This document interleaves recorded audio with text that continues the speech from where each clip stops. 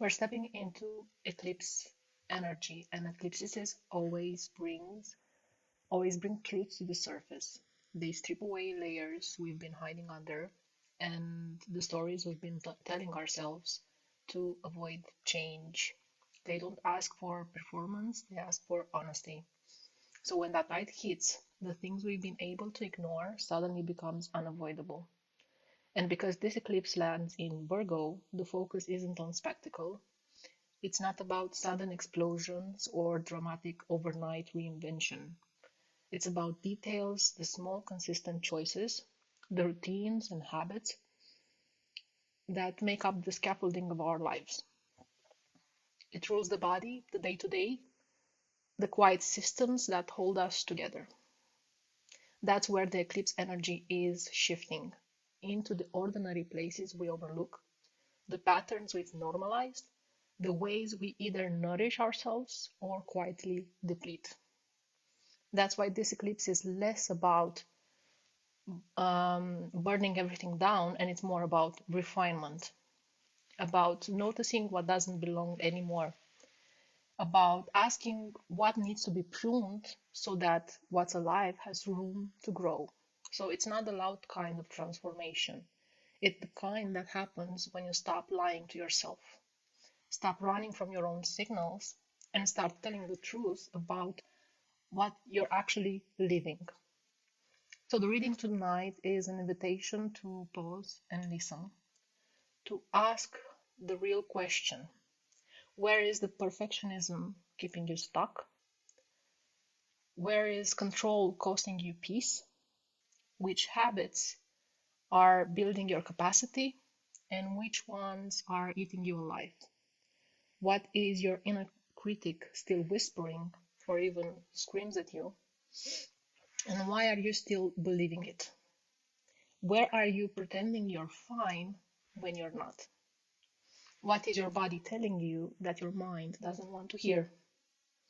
We'll also look at the other side of Virgo's gifts and shadows, service that turns into self-neglect, the clutter you've been carrying in your home and in your heart, the identities you've outgrown but still wear, and the ways you hold back from living while you wait for the perfect plan. Each of these threads is part of the bigger picture this eclipse is drawing out, not to overwhelm you, not to, but to bring you clarity. So the cards I'm going to pull tonight um, won't give predictions. That's not what this is. They'll serve as mirrors, as anchors for reflection. They'll show you what's already true and maybe give language to things you felt but haven't said out loud. My invitation is not that you take all of this as some fixed answer, but that you notice what lands, what resonates with you. Notice where something in your body leans forward, where you feel the sting of recognition, where something clicks. That's where the medicine is for you. So this eclipse is about reset, not through drama, but through honesty, not through tearing your life apart, but through tending to the places where you've been drifting from yourself, the small shifts, the quiet truths, um, the letting go of what's expired. That's how you come back into alignment. So the first theme is the perfectionism trap.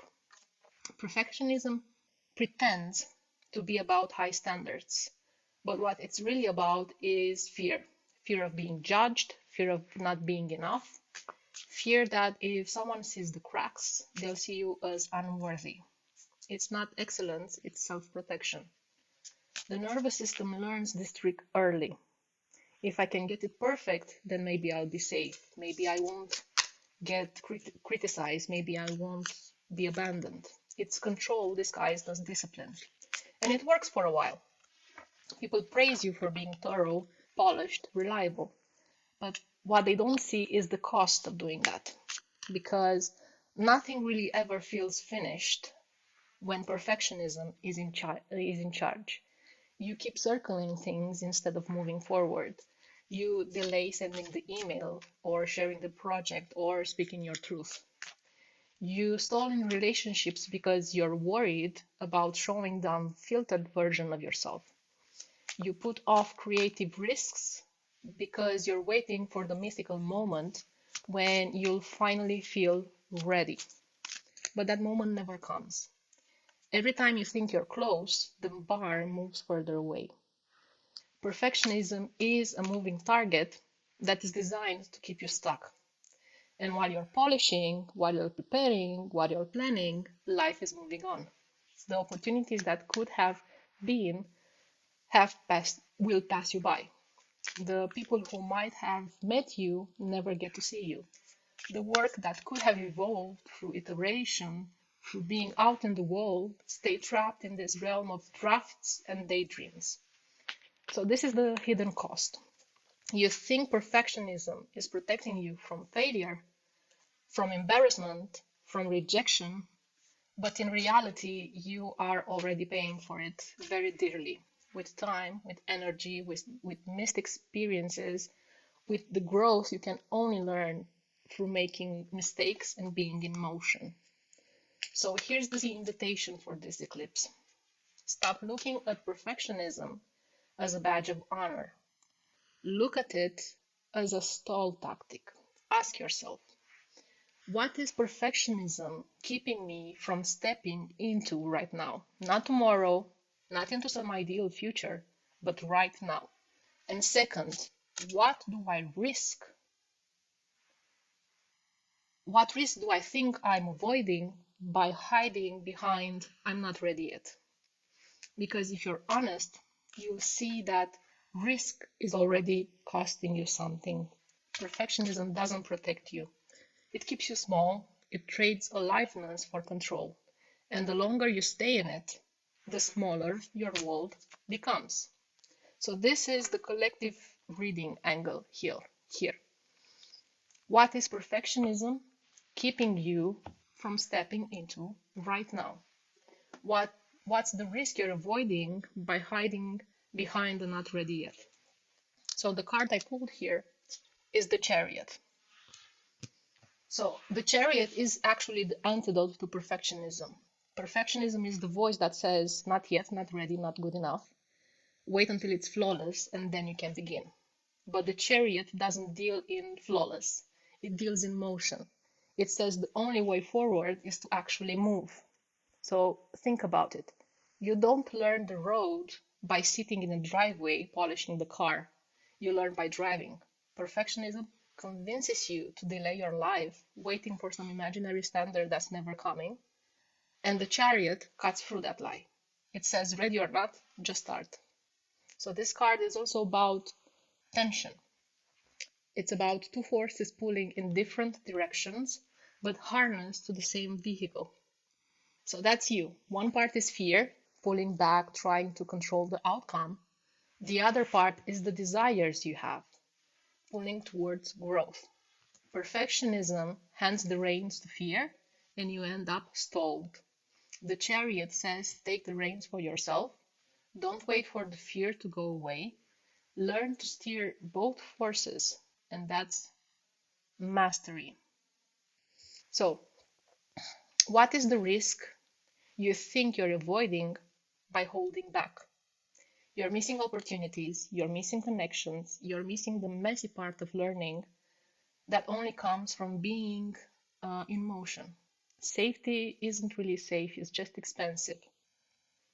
The Chariot also reminds us that movement isn't recklessness, it's direction, it's willpower, it's choosing a path and committing. And that's what perfectionism robs you of: commitment. You hover, waiting, editing, endlessly editing, circling. And the Chariot says, just stop circling, choose, drive, and you'll figure the rest on the road. So let's bring this back to you. When in your life are you polishing instead of moving? Where are you telling yourself that you're not ready when the truth is you're scared to be seen raw, human, and in process? The Chariot is clear. Imperfect action will carry you further than the perfect hesitation ever will. So this card is a challenge, it is a call out, but it's also an invitation. Take one step forward, even if you feel messy, even if you don't have the whole map, because motion creates direction, and the more you move, the more aligned you become. The Chariot says, stop letting fear hold the reins and drive. So that was the first card. The next theme we are going to step into is control versus surrender. And there is a difference between structure and control. Virgo thrives on structure, routine, system, order. That kind of structure is stabilizing. It keeps life moving, it makes things manageable. There's nothing wrong with that. But control is different. Control says, if I can manage every single detail, if I can stay 2 steps ahead of everything, maybe nothing will hurt me. But that's not true order. That's survival. That's a trauma response. It makes sense why we do it. The nervous system learns early, if I can anticipate, if I can prepare, if I can micromanage everything, maybe I won't be blindsided. Maybe I'll be safe. But the problem is, life doesn't work that way. Life is unpredictable.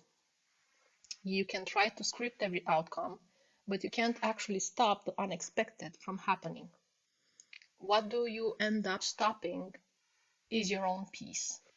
Because control takes energy. It takes constant scanning, constant bracing, constantly trying to hold together things that were never meant to be yours to hold. And eventually, you burn out. You get so busy gripping everything so tightly that you forget how to breathe, how to rest, how to trust yourself to handle whatever comes. That's the cost of control. It pretends to protect you, but what it really does is keep you tense, keep you exhausted, and locked out of presence. So here's what this eclipse is asking. Where in your life are you gripping so tightly that you've lost your own peace? Maybe it's a relationship where you're managing both sides of the connection. Maybe it's work where you're trying to control every outcome instead of letting some things shake out on their own. Maybe it's your own healing process, forcing yourself to move faster than you're actually resourced for. And the second layer, what would trusting yourself instead of controlling everything actually look like? Not trusting that life will be smooth, no obstacles, because it won't always be. But trusting that you can handle it even when it isn't.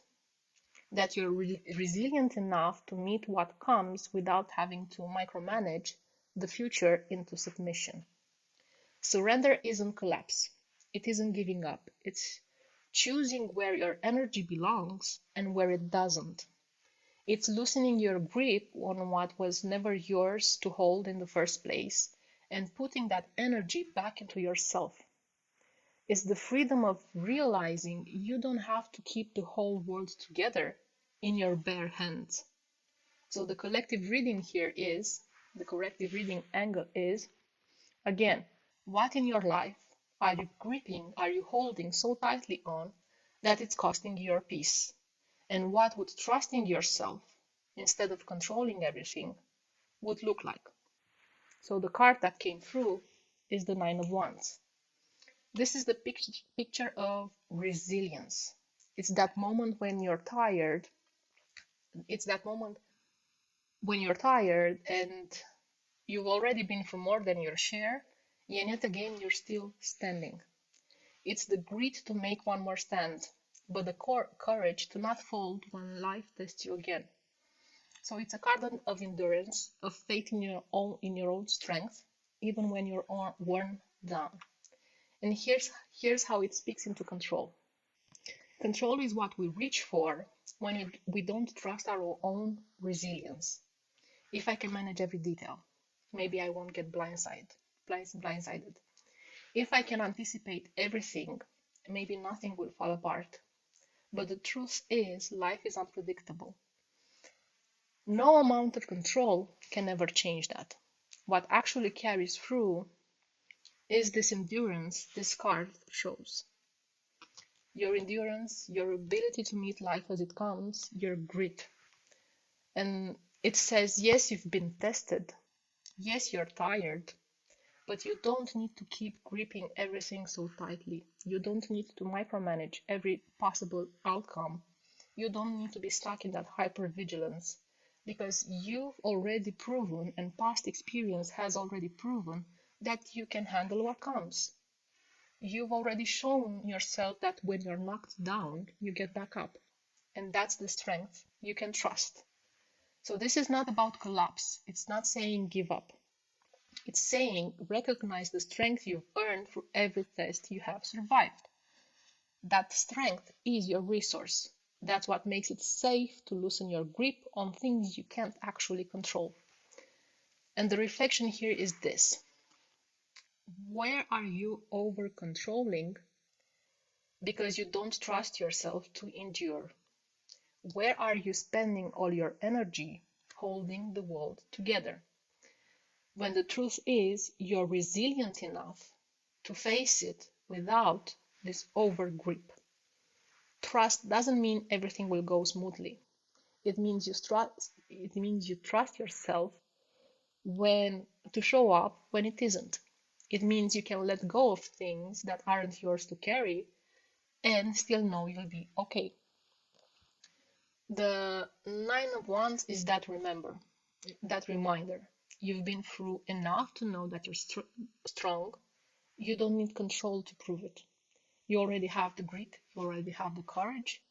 So now it's about faith in yourself, that even though life will not go smoothly, life will not be easy at times, you can meet it as it is and deal with whatever comes. The next theme we're going to go into is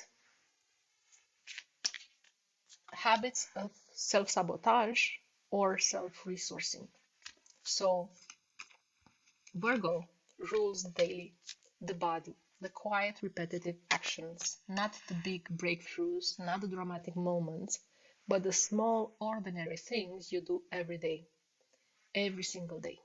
Those little choices are what shapes your whole life. Whether you realize it or not, your habits are writing the story. Some habits resource you, drinking water before that third coffee, stretching between tasks, actually eating a meal instead of pushing through on sugar and adrenaline, going to bed when you're tired instead of zoning out on a screen until your body gives up. They don't look impressive, but they're what keeps your system steady. They're what gives you the capacity to show up, connect, create, and heal. And some habits slowly drain you over time. Staying up doom scrolling, running on caffeine instead of nourishment, skipping meals because you're too busy, convincing yourself you'll rest later once the work is done, but that later never actually comes. These don't look like disasters, but over time they add up. They keep you stuck in survival mode, half charged and running on fumes. They erode your ability to be present and alive in your own life. And that's what this eclipse exposes. The places where you're leaking energy without even noticing. The small rituals that either anchor you or bleed you dry. And this isn't about tearing it all down. You don't need a perfect morning routine or a full lifestyle overhaul. Virgo doesn't need grand gestures. It needs refinement. It needs pruning, cutting away what's dead, strengthening what's alive. Tiny course correction that change the whole trajectory. So here's the question for you.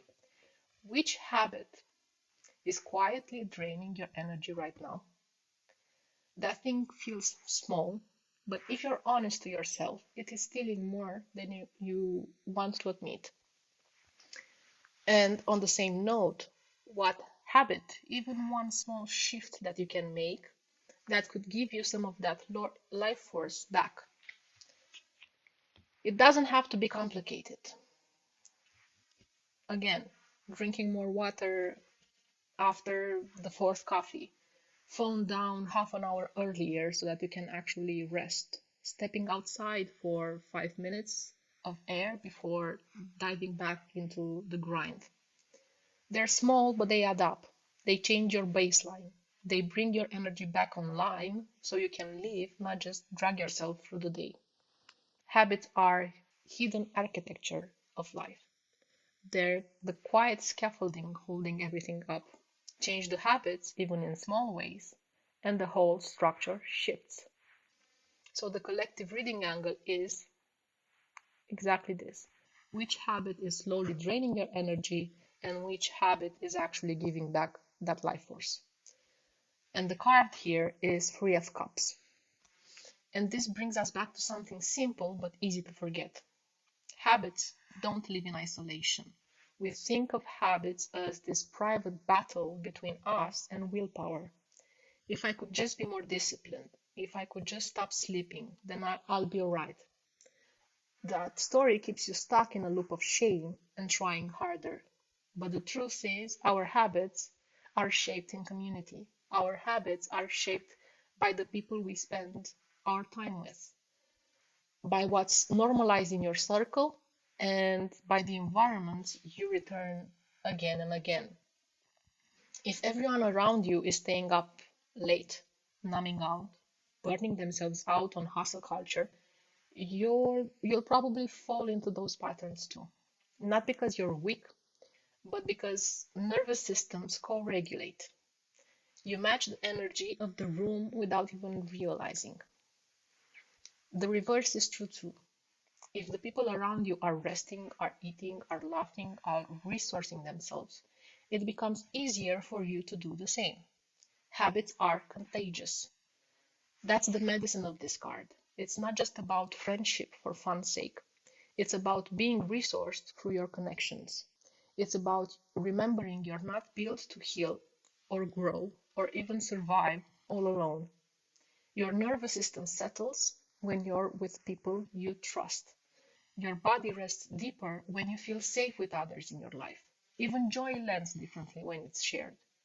That's why this card shows up right now when we're having this conversation about habits.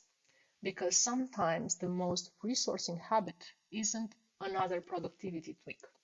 Sometimes it's letting yourself be in connection. Eating a meal with someone instead of skipping it. Calling a friend when you feel the spiral instead of scrolling to numb it. Choosing collaboration instead of trying to carry the whole project on your back.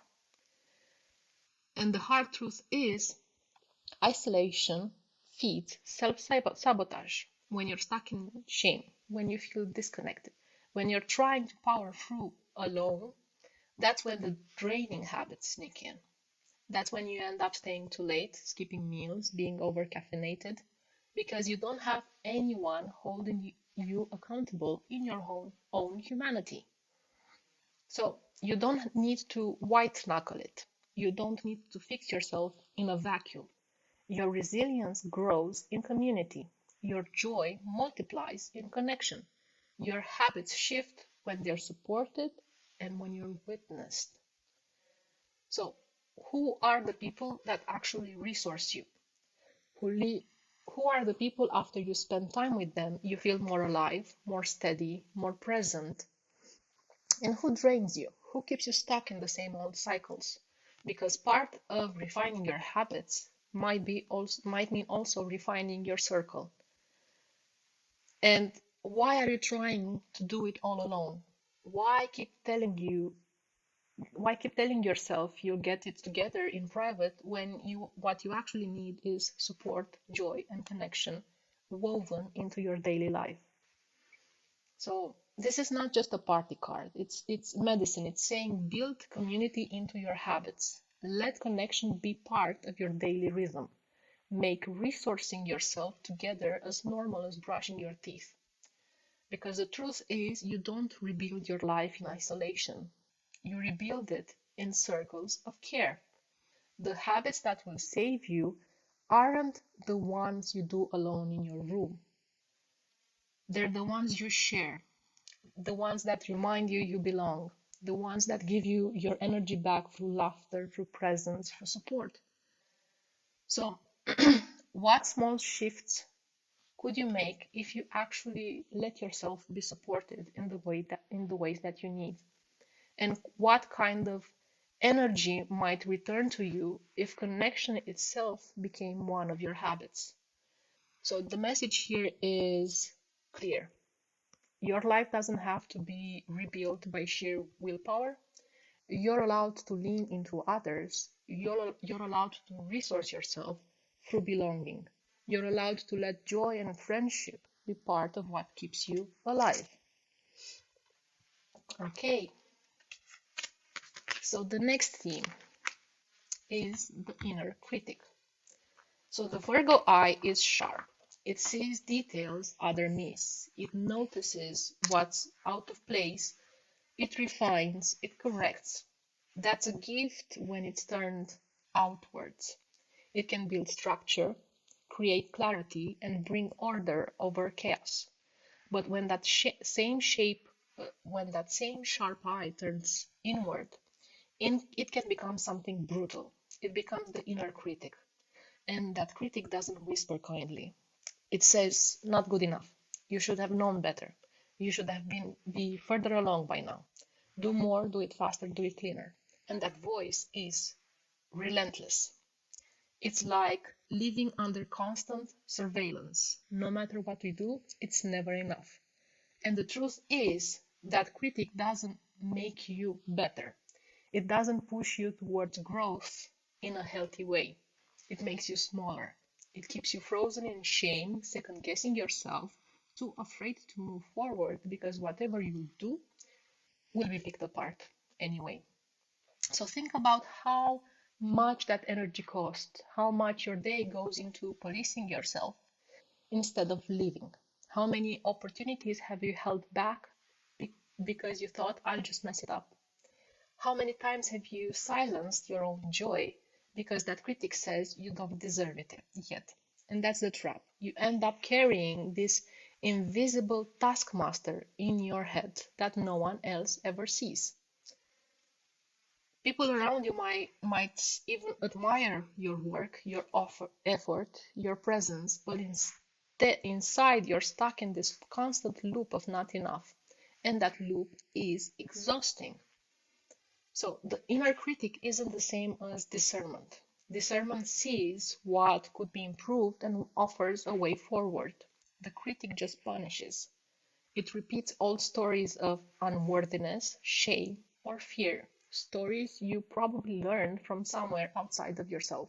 A parent, a teacher, a culture that told you that perfection is the only way to be safe.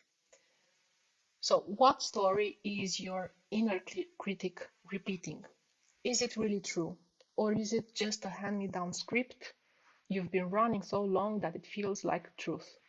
And deeper than that, how much of your energy is going into managing this inner cup instead of actually living your life? Because every ounce of energy is going into rehearsing shame.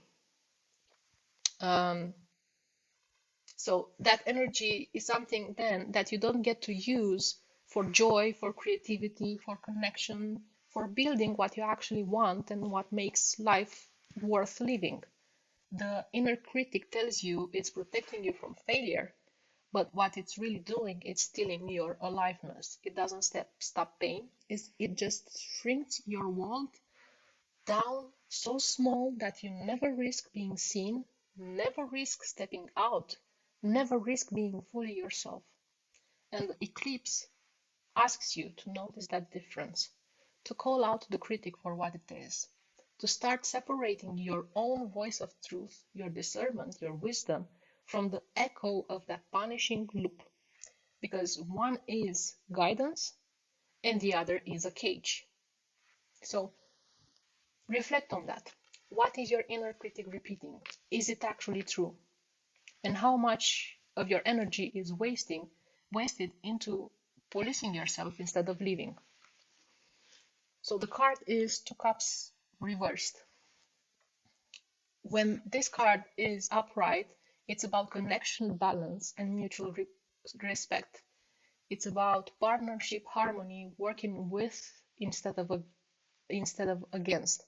But reversed, it shows the fracture, the breakdown in communication, the imbalance in relationship. And in the context of the inner critic, that relationship is the one you have with yourself. The card is a mirror of what happens when the critic runs the show. Instead of partnering with yourself, you're at odds with yourself. Instead of hearing your truth clearly, it gets drowned out by the voice that says not good enough, not ready, not worthy. It's a kind of broken communication. You can't receive your own messages without distortion. That's why it feels so draining. Imagine being in a constant argument with your best friend, never hearing each other clearly, always twisting words, always assuming the worst. That's what the inner critic does inside of you.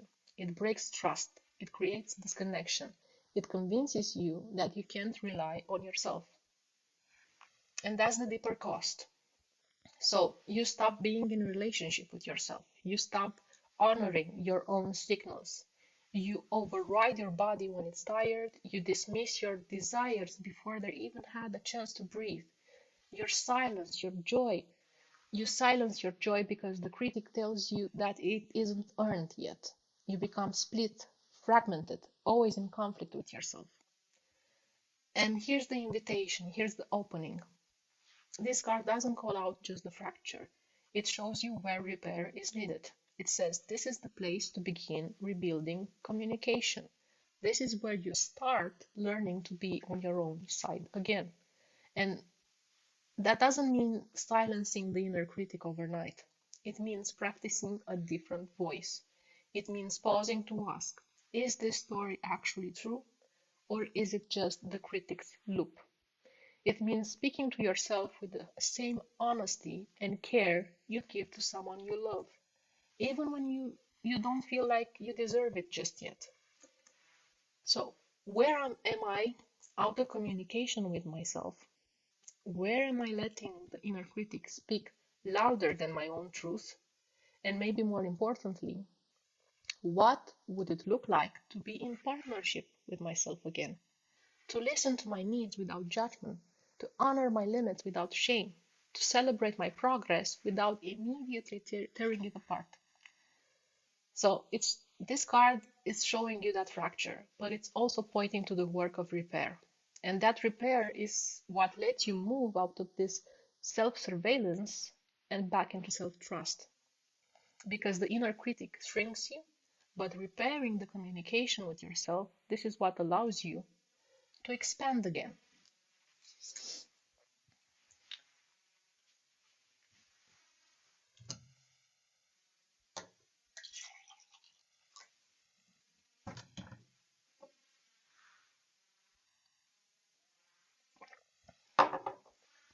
So the next theme we're going to go into is hidden dishonesty with self. Eclipses have a way of dragging the truth out of the shadows. They don't care about the stories you tell to make you feel comfortable. They reveal what's underneath, even if you'd rather not look. And with Virgo energy here, there's no wiggle room. It wants facts, it wants honesty, it wants what's real. So this becomes the question. Where are you lying to yourself? Where are you papering over the cracks and pretending everything is fine? Sometimes it looks like staying in a relationship you already know is dead. Convincing yourself that if you try a little harder, it might come back to life. Sometimes it looks like dragging yourself through work and routines that are burning you out while telling yourself you're managing. Sometimes it's saying you want change but refusing to take even one small step outside of your comfort zone because the truth is you're afraid. That's what dishonesty with yourself looks like. It's not dramatic, it's very subtle. It's the thousand small ways you tell yourself a softer version of reality, because you don't want to feel the full weight of it. And yet, you feel the weight anyway, because dishonesty doesn't protect you, it doesn't keep you safe, it just drains you. It takes more energy to maintain the mask than it does to face what is real. Every time you say, "I'm fine," when you're not, you widen the split inside of yourself. Every time you swallow the truth, you chip away at your own trust. It's a form of self-betrayal. And betrayal, even when it's quiet, has consequences. You stop believing your own words. You stop trusting your own instincts. You start doubting every signal your body gives you because you've ignored it for too many times. So this eclipse asks you to stop doing that, to stop holding up the front, to stop wasting your energy in keeping the truth buried.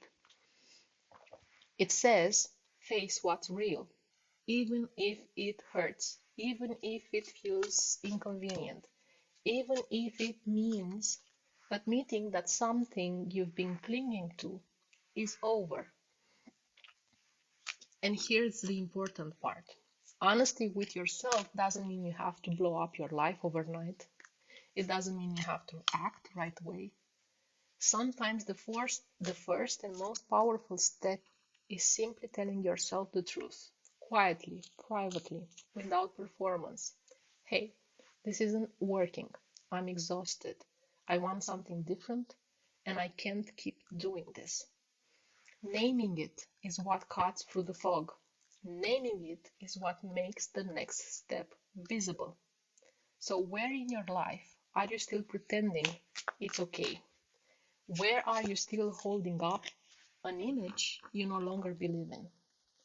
What would it take to tell the truth, even just to yourself? Because the moment you stop lying to yourself, the energy you've wasted on the act becomes available to you again. And that's the energy you actually need to make that change happen.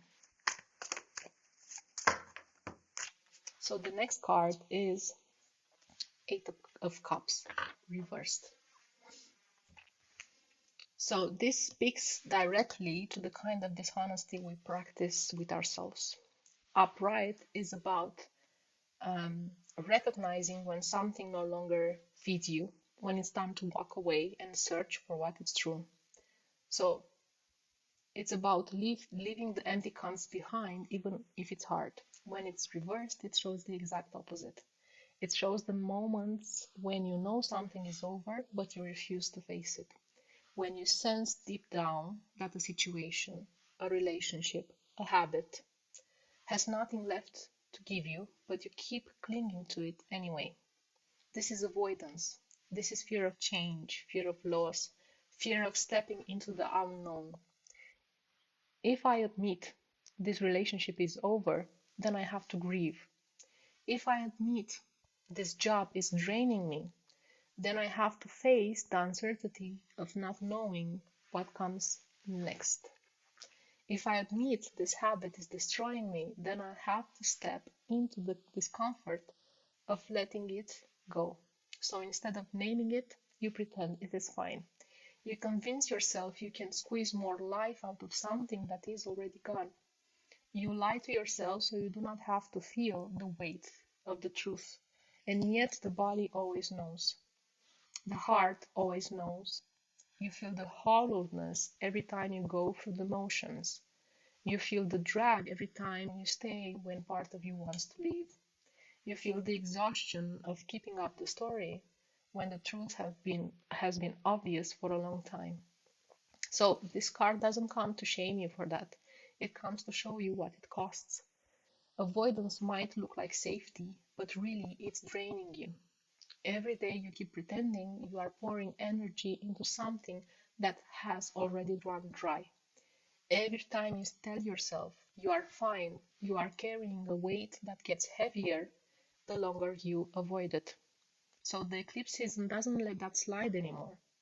It pulls the truth into the light, whether you are ready or not. And the truth is, you already know. You already know what part of your life has reached its natural ending.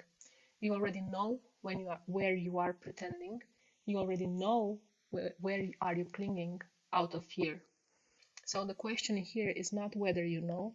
The question is whether are you willing to admit it. Not to anyone else, not even to the world, just to yourself. Can you be honest with yourself about where you are still pretending things are okay? Can you name what is no longer alive, even if you do not know how to leave it behind yet? Because telling the truth to yourself is the first step.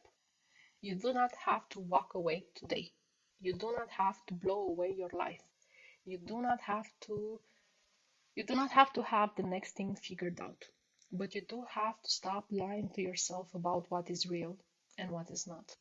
You do have to stop pouring energy into an illusion. So this card shows the fear of letting go. And it also points to the freedom that begins in the moment you stop pretending.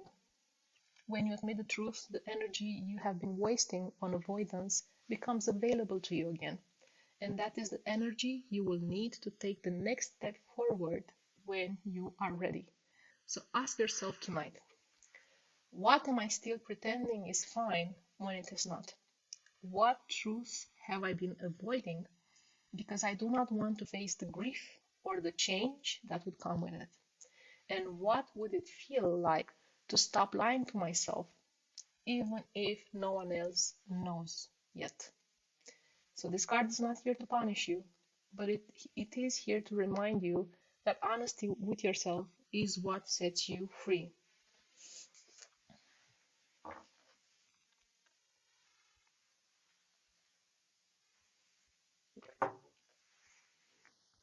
So the next theme is the body as a mirror. Virgo is connected to the body, to health, to digestion, to the way stress gets stored and carried. When something is out of alignment in your life, your body often tells the truth before your mind is ready to admit it. Tight shoulders that never release, a gut that knots or burns, insomnia that keeps you wired even when you're exhausted, that dragging fatigue that no amount of caffeine can mask. The body speaks first. The body does not lie. The problem is that most of us have been trained to ignore it. We override hunger signals with another cup of coffee. We override exhaustion by pushing harder. We override pain by numbing, distracting, pretending. And the more we ignore the body, the louder it has to shout to get our attention. So this eclipse is a check-in. It asks you to stop and listen. What is your body saying that your mind is refusing to hear? Because your body will tell you when you are out of alignment. It will mirror back to you the truth you do not want to face. The migraine that hits when you are doing work that is draining your soul. The stomach that twists every time you stay in a relationship that feels wrong. The tight chest that shows up every time you silence yourself instead of speaking honestly. So also, Virgo's connection with digestion is important here. It's not only about food, it's about experience. What needs to be broken down, absorbed, released? What needs to be processed? What needs to be digested? What are you still holding in your system because you have not digested it yet? Old grief, unspoken anger, guilt, shame. These live in the tissues when the mind refuses to process them. The body holds what the psyche avoids. So the invitation is simple, but it is not easy. Pay attention. Ask your body what it knows. Notice where it tenses. Notice where it aches. Notice where it is restless. Instead of overriding it, sit with it. What is this sensation trying to tell me? What truth is living here that I have been too afraid to admit? Because the body will always mirror back the real state. It cannot be tricked by stories or excuses your mind makes up. You might tell yourself you are fine, but your body knows the difference. You might tell yourself that you can handle it, but your body shows you when you cannot. So, the reflection for this eclipse is this. What signal is your body giving you right now? Where is it trying to get your attention? And what needs to be digested, processed, or finally released so you can come back into balance? And you do not need to solve it all today, but you do need to listen. The body doesn't lie. So the card here is Two of Wands. So this is about planning, decisions, and discovery. And it's the moment of looking out at your life and realizing you have a choice. You could stay in what is familiar, or you could step towards something different. It is not yet the leap of the fool or the momentum of the chariot. It is the pause at the threshold, the space where you hold both possibilities in your hands. So when the body speaks, and um, uh, this card, it is saying this: your body is giving you data for a decision. Every ache, every knot, every restless night is information. The question is, are you willing to listen and use that information to shape what comes next? Maybe your body is telling you that a job is draining you to the point to past the point of sustainability. Maybe it is telling you a relationship is costing you too much peace. Maybe it is telling you that the way you are treating yourself, skipped meals, the numbing, the constant pressure, is not working anymore. Whatever the signal, this card reminds you that you are not powerless in the face of it. You can take this information and begin to plan a different way forward. The Two of Wands is not about rash action, it's about clarity. It's about standing at the edge and asking, if I keep going the way I have been going, what happens to me? And if I let myself shift, even in small ways, what becomes possible? Your body is not here to punish you, it is here to guide you. The signals it gives are not betrayals, they are invitations to pay attention. The tension in your chest might be pointing you towards the truth you need to speak. The fatigue might be telling you it is time to rework your peace. The discomfort in your gut might be showing you something you have not fully processed. So, take what your body is telling you and let it shape your decision. Do not just override it. Do not just push through. Use it as part of your map, because the body is not the obstacle to your life, it is the compass. So the reflection here becomes, what signal is your body giving you right now?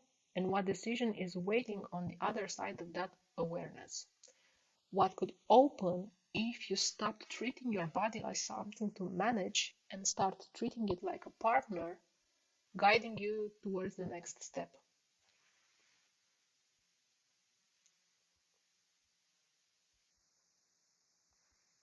Okay. So this card reminds you that this moment is a threshold. You are standing with the truth your body is giving you in one hand and the choice of what to do with it in the other. The path you take will be shaped by whether you are willing to listen. The next theme we are going to go into is service and self-neglect.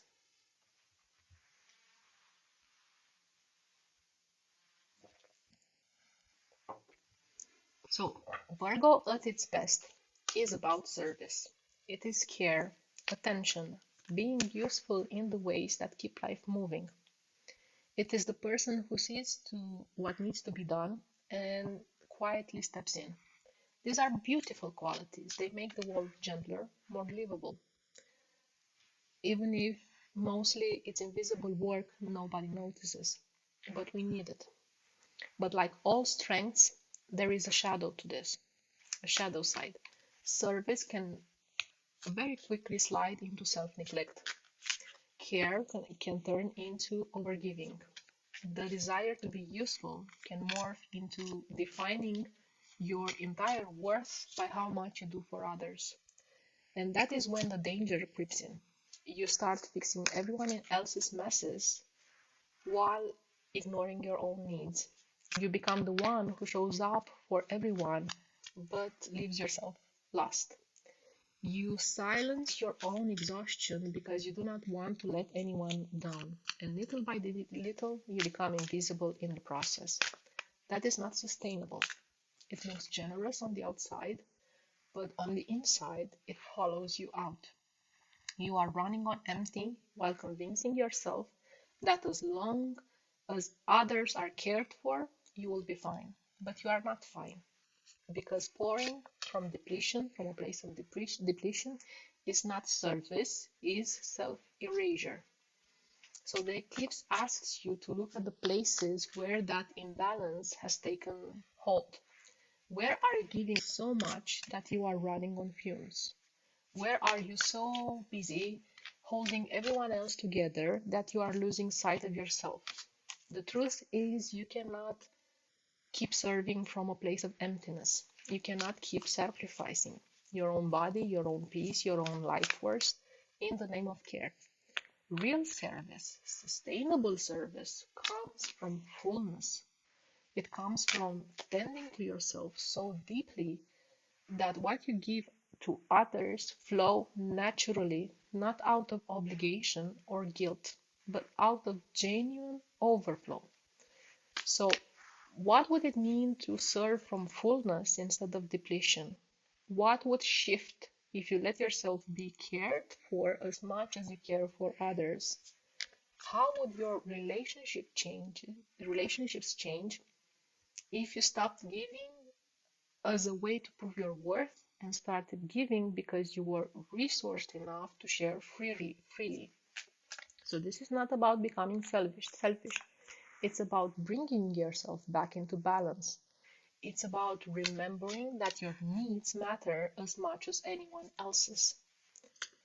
It's about refusing to disappear in the name of usefulness. Service that costs you your health, your joy, your presence is not true service. It is sacrifice, and sacrifice is not sustainable. And the eclipse is showing you that clearly now. So ask yourself, where am I pouring out more than I have? Where am I mistaking depletion for generosity? And what small step could I start to fill my own cup so that when I give it is from a place of strength, not survival? Because service at its core is not about losing yourself. It's about showing up fully as you are and offering from that place. So, the card here is the star. And the star is the medicine for the shadow of overgiving and self-neglect. When you have poured yourself out until you are empty, when you have carried everyone else's weight on your back and lost track of your own center, this card arrives like water to dry ground. It is hope, it is faith in renewal. It is the quiet reminder that you can be restored no matter how drained. This is not about rushing, fixing, or hustling. It's about serenity. It's about coming back into your own alignment. Think of the moment after a storm when the sky clears and you can finally see the light again. That is the energy of the star. After depletion, after running yourself thin, this card reminds you that your system knows how to heal if you let it, if you step out of the way. Virgo energy often wants to be useful, to care, to fix, to hold. Those are beautiful qualities, but when they slide into this aspect, into the shadow aspect of self-neglect, service becomes sacrifice. You give until you are invisible. You carry others while ignoring your own body. You keep showing up even when you are running on fumes. And the star interrupts that cycle. It says, your healing, your replenishment, your peace are not luxuries. They are the source. Without them, your giving loses its light. Think about the difference between care that comes from depletion that eventually leads to resentment and care that comes from overflow. When you are depleted, your giving is tangled with resentment, with exhaustion, and obligation. You might still show up, but the weight of it drags you down. When you are full, your giving is effortless. It flows, it uplifts others without draining you. That is the star's way of service, rooted in wholeness, not in martyrdom, not in self sacrifice. So, this card asks you to remember that tending to yourself is not selfish, it is sacred. The more you return to your own well, the more you have to share. The more you let yourself be restored, the more radiant your presence becomes. And that radiance is what truly serves others. So, where are you giving so much that you are running on empty? Are you running on fumes? Where are you convinced that care means erasing yourself? And what would it look like to serve from fullness instead? Not from duty, not from depletion, but from a place where your own needs are met and where you are resourced enough to give freely. So this card reminds you, the star reminds you, that you are not meant to grind yourself down in the name of usefulness. You are meant to shine, to flow, to bring light because you are connected to your own source. Your worth is not in how much you can sacrifice. Your worth is in who you are when you allow yourself to be whole. So maybe the most radical act of service right now is to pause, is to refill your own cup, to let yourself rest, breathe, heal, and trust that from that fullness, the way you serve will change everything for you and for those you care for.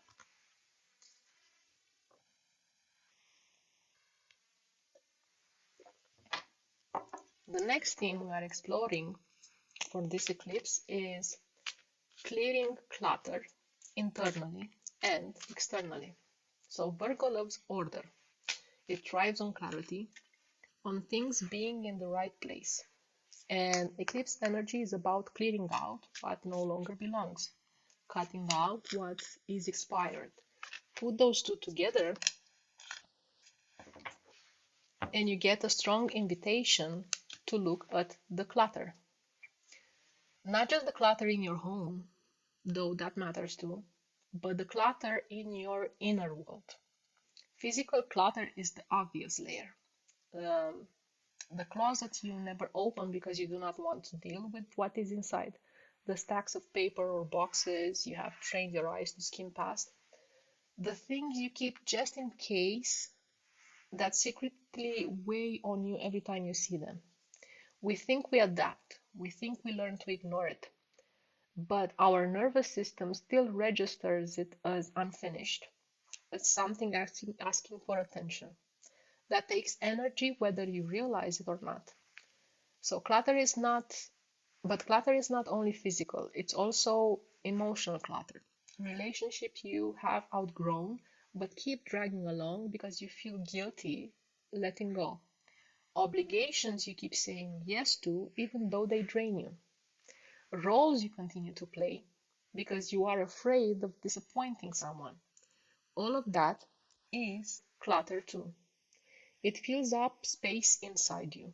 It keeps your energy tied to things that are already dead weight. And then there is the mental clutter, the beliefs you inherited that no longer fit, the rules you follow without even knowing why, the scripts running in the background that say you have to do it this way or you're not allowed to do more, to want more. These beliefs sit in boxes stacked in a hallway. They block the path forward and you end up moving around every single day, moving around them every single day. Clutter in all its forms drains you. Even when you tell yourself you have learned to ignore it, your system still shows up like it's there. Um, every bit of it takes energy to maintain. Every bit of it eats up space that could be used for something real. So the eclipse asks us here, what is expired that you are still holding on to? What can you finally release to create room for what is alive, more alive, to come into your life? And letting go is not always easy. Sometimes we keep things because we are sentimental, and sometimes we keep things because we are afraid of loss. Sometimes we keep them because emptiness feels scarier than holding on to something that no longer works. Sometimes we keep them because emptiness feels scarier than holding on to something that, yeah, no longer works. But the cost of holding on is that you never create room for what comes next. Clearing clutter is not about throwing your whole life away overnight. It's about honesty. It's about asking, does this still serve me? And being willing to release what does not. It might mean cleaning out a drawer. It might mean stepping back from a commitment. It might mean finally naming a belief you no longer want to live by. Every time you release something expired, you free energy, you free space, and that space is not emptiness, it is possibility, it is opportunity, it is breathing room. It is the opening where something new, something real can take root. So, what clutter are you carrying in your home, your relationships, your own mind that has expired? And what small act of letting go could create the space you need for what is true now, for what is alive now? Because clutter does not just take up space, it takes up your life force. And you deserve to have that energy back. So the Ten of Cups is about emotional fulfillment, true happiness, and harmony. This is the vision of a life where you feel whole, connected, and at peace with yourself and with the people that matter the most to you. So when this card comes up in this question about clutter, it's showing you the bigger picture. Clearing out what is expired is not just about cleaning out a physical closet, or not even about dropping an old obligation. It's about creating the space for real fulfillment to take root. So often we hold on to things because they feel safe. A relationship that no longer fits us, but at least is familiar. A role that drains us, but it gives us the illusion of security. Beliefs that keep us small, but feel easier than questioning everything. We cling to these expired things because emptiness feels terrifying. But the truth is, holding on to what is dead takes up room that joy and connection need in order to grow. Like when you're gardening, you need to clear the soil, you need to weed things out so that the beautiful flower can grow. So, if you want real happiness, if you want harmony, you have to be willing to clear space for it. You cannot fill your arms with everything expired and expect to be open to what is alive. You cannot live surrounded by clutter, physical, emotional, or mental, and still have the capacity for the kind of fulfillment this card points to and you want in your life. So, this is not about perfection, and it's not about burning your whole life down. It's being honest and asking yourself, what is standing between me and the kind of joy I say I want? What am I still holding that blocks the vision of a life where I feel at peace, connected, and nourished? So, your happiness is not in the clutter, it's getting lost in the clutter. And your happiness becomes unmasked in the clearing. It's in the space that opens up when you let go of what is no longer true. And that space is what allows you deeper connection, deeper harmony, deeper love to move in. So make space for real life, for the real love, for the real harmony that is waiting for you, and stop carrying what is dead.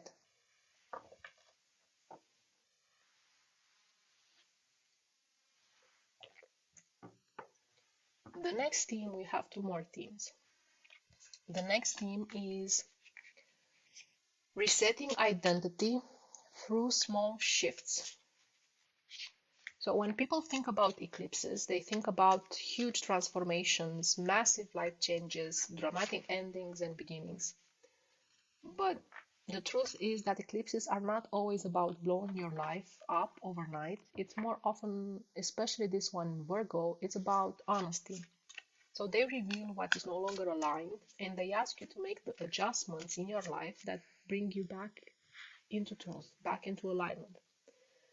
And what this Virgo energy especially reminds us is that exactly this transformation is not usually in the grand gesture, it's in consistency, it's in the small repeated actions that shape who you become. So, identity is not something you declare once. It's something you build every day through what you do, what you choose, what you practice. Who are you tomorrow is based and made up of what you consistently repeat today. That means real change does not have to come from reinvention overnight. It comes from pruning what doesn't fit anymore, cutting away the patterns that do not belong, and making room for new growth. So think about the stories you tell yourself about who you are. Maybe you say, I'm not disciplined, I'm not creative, I'm not the kind of person that follows through. But if you zoom out, these are not fixed truths, they are not set in stones. These are just identities you have built from small choices that got repeated until they got hardened into a belief.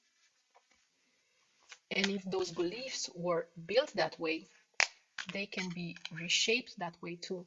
You can change beliefs, you can rewire beliefs. So the invitation of this eclipse is to ask what small shift would begin to reset how you see yourself, and what daily choice, even if it looks so simple, so ordinary, could move you closer to the life you actually want, and build on that. It doesn't have to look dramatic. It might be as simple as drinking water when your body asks instead of ignoring it, or speaking up once instead of swallowing your words again, putting the phone down 15 minutes earlier and letting yourself rest. So reaching out for connection instead of isolation. These small moves are not flashy, but they become the scaffolding of a new identity. So Virgo's wisdom is that refinement creates transformation, and every little adjustment is a seed. And over time, those seeds grow into a new story of who you are, into a new identity. And the eclipse energy amplifies that process by showing you where you are still carrying an identity that does not belong anymore.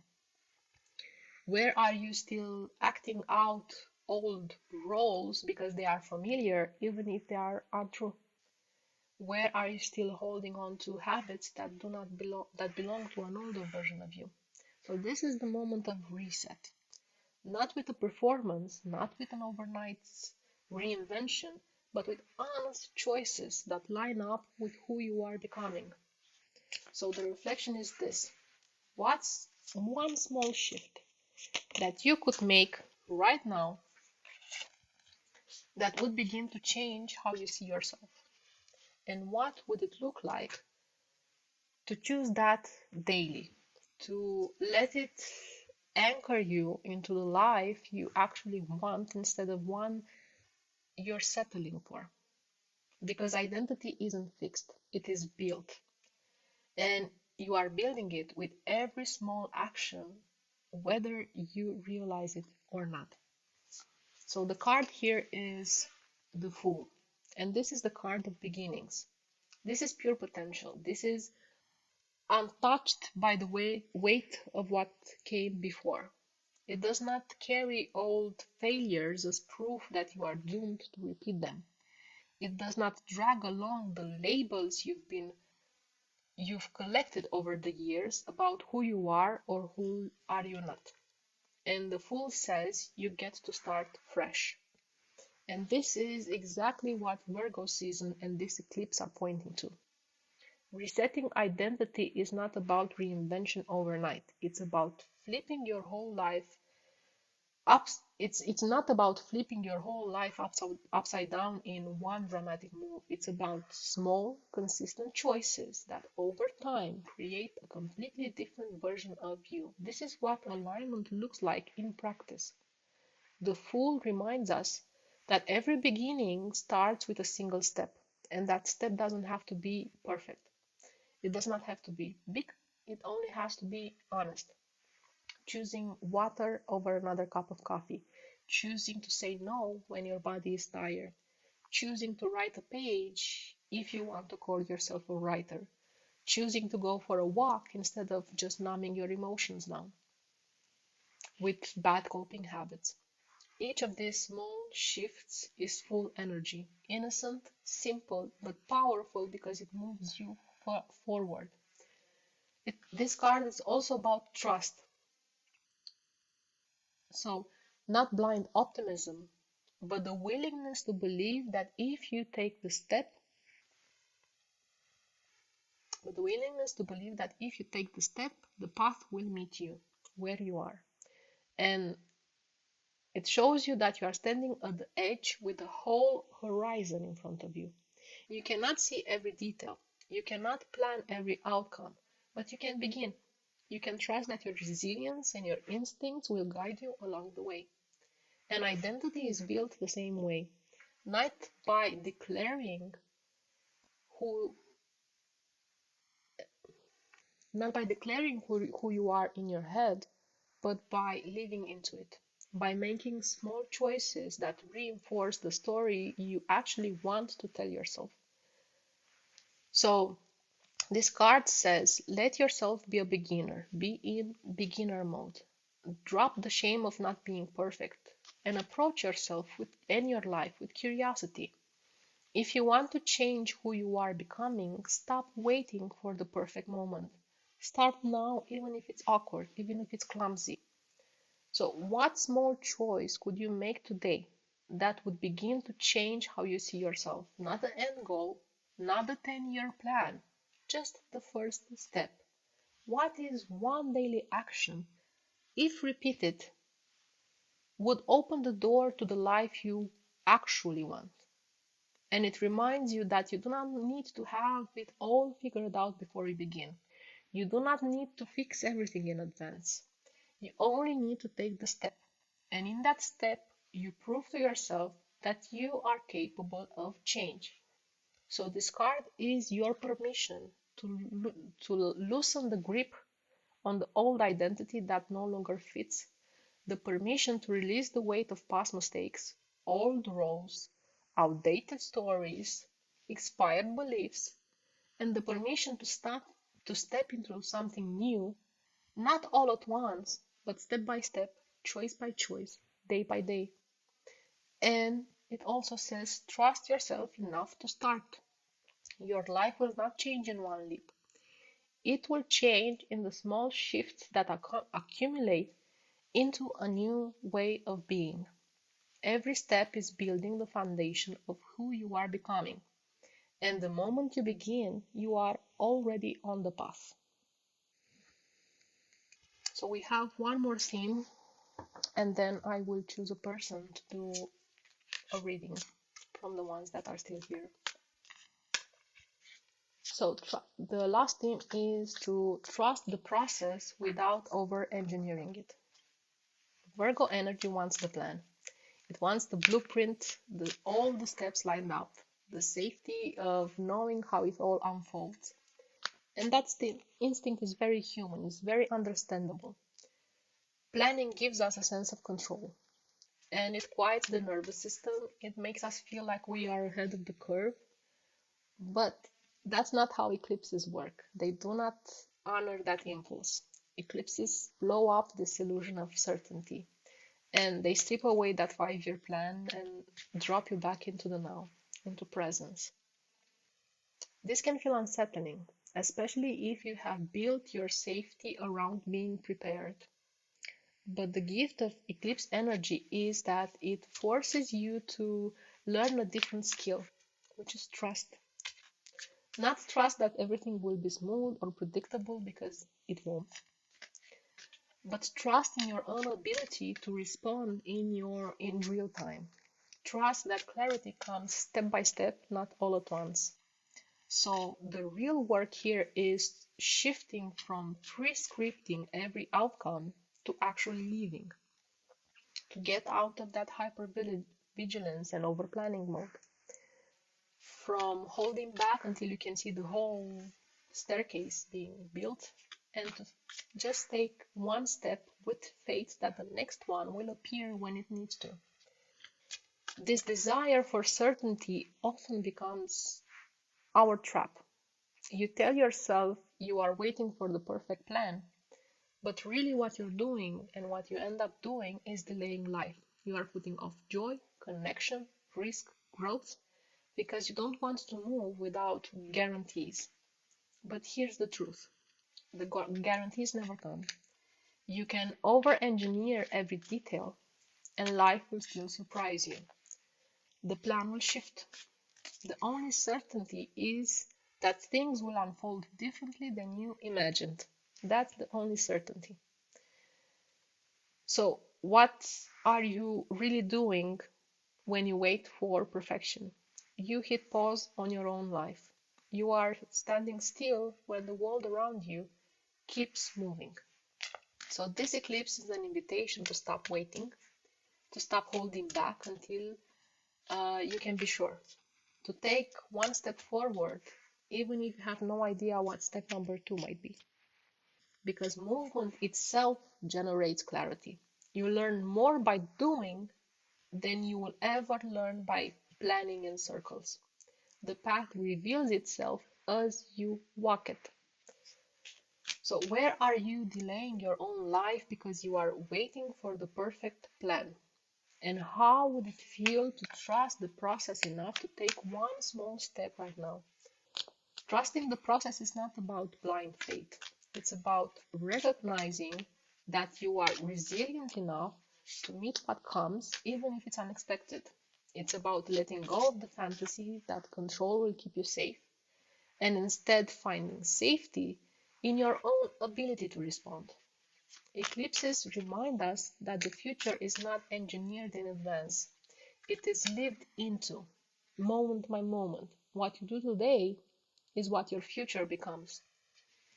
And the only way to step into it is to actually begin.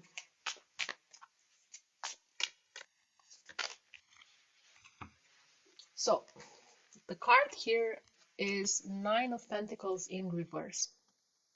When it is upright, it is a card of self-sufficiency, fulfillment, and living in alignment with what you've built. It's that feeling of being at home in yourself and knowing the work you've done has created a kind of ease and steadiness you can trust. But reversed, this this card flips the mirror. It shows where we're living out of alignment, where the image of success is there on the surface, but doesn't hold underneath. It points to appearances without substance, performance without peace, the illusion of control instead of reality of it. And that connects directly into Virgo's urge to plan. Virgo wants everything ordered, accounted for, set up in a way that feels safe. And there is nothing wrong in itself with that. The problem comes when you let planning become a performance. When you're so focused on building the appearance of stability that you actually forget to live. When you polish the plan instead of walking the next step. When you keep rehearsing the story of success instead of moving forward towards the reality of it. So This card asks you to be honest. Where might you be doing this? Are you convincing yourself you're secure because everything looks good on paper, very neat on paper, while inside you still feel restless and stuck? Are you putting energy into keeping up appearances, showing up to the world that you've got it together, while your actual life feels like it's on hold or breaking apart? Are you waiting for the perfect moment, the perfect plan before you give yourself permission to begin? Because what this card reveals is that appearances don't nourish you. They don't feed your spirit, they don't give you peace. They just drain you the same way clutter does. You can build a perfect image of success, the polished social media presence, the rehearsed story of stability, but if you're not actually living it, your body knows, your heart knows, and eventually the cost of maintaining the performance becomes heavier than the cost of taking the real step forward. So this is not about shame, this is about having clarity. It is showing you that the illusion of control will never give you what you're looking for. That waiting for the perfect plan is just another way of putting your life on pause. That keeping up appearances, keeping up with the Joneses, right, is a way of hiding away from the risk of being fully alive. So where are you doing this? Where are you delaying life because you're still polishing the plan? Where are you keeping up the image instead of allowing yourself to take one imperfect, honest step forward? This eclipse is the interruption. It doesn't let you keep feeding the appearance while starving the reality. It asks you to trust the process enough to move without guarantees. To trust that your real strength isn't in the image you hold together, but in your ability to respond to life as it actually comes.